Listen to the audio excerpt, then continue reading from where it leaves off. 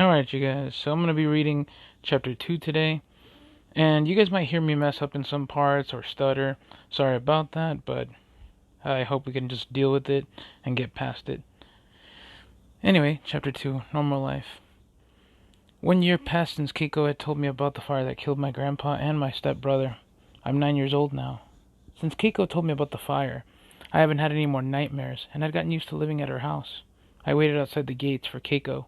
Other kids were walking out. "Bye, Mitsuki," I heard a girl say to me as she walked out. She was a girl from my class. "Okay, see you tomorrow," I said, smiling and waving back at her. "Mitsuki, want to go shopping with me?" Keiko asked. "Sure," I said, smiling. As we walked, Keiko kept staring at me closely. "Thanks for coming with me," she said. "Don't worry about it. I needed some time out of the house anyway," I said, trying to hide my emotions. "About that, I wanted to ask you," Keiko said. "What?" I said, already knowing that I couldn't hide anything from her. "Is everything okay? You've been sad since 2 days ago," she told me.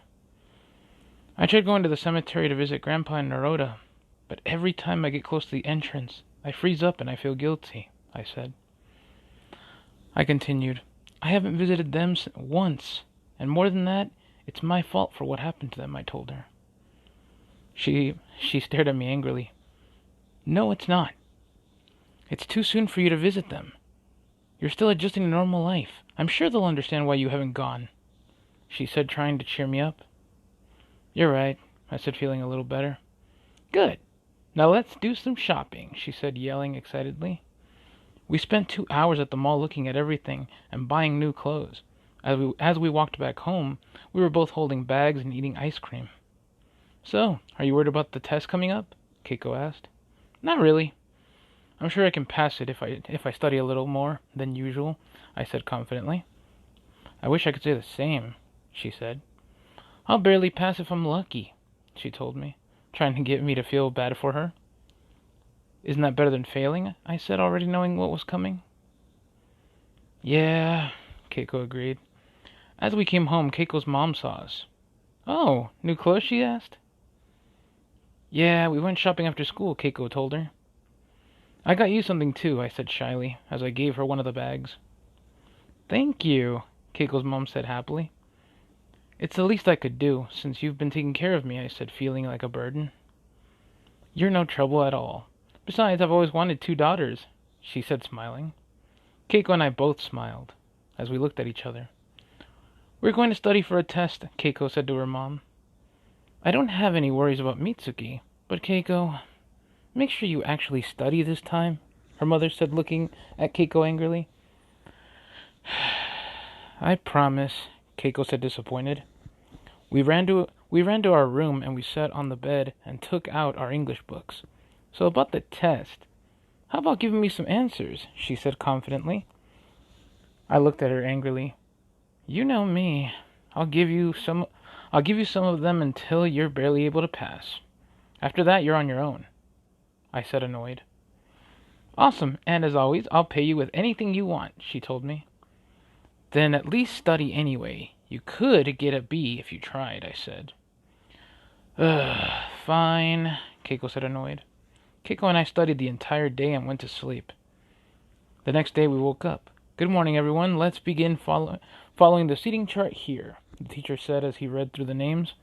I stared at Keiko as she yawned loudly. "Hey, how are you feeling?" I asked. "I didn't sleep.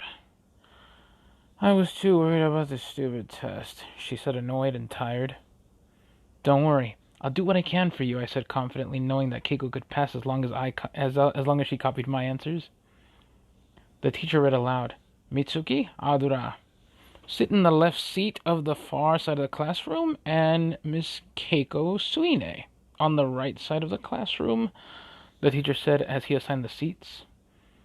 And I looked at Keiko nervously. "Okay, feel free to panic now," I said. "Aw, they got smart this year," Keiko yelled out. Now begin. Now, before we begin, I find that a few seconds of breathing helps before a test.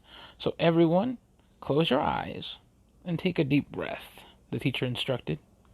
I closed my eyes and did as I was told, and took a deep breath.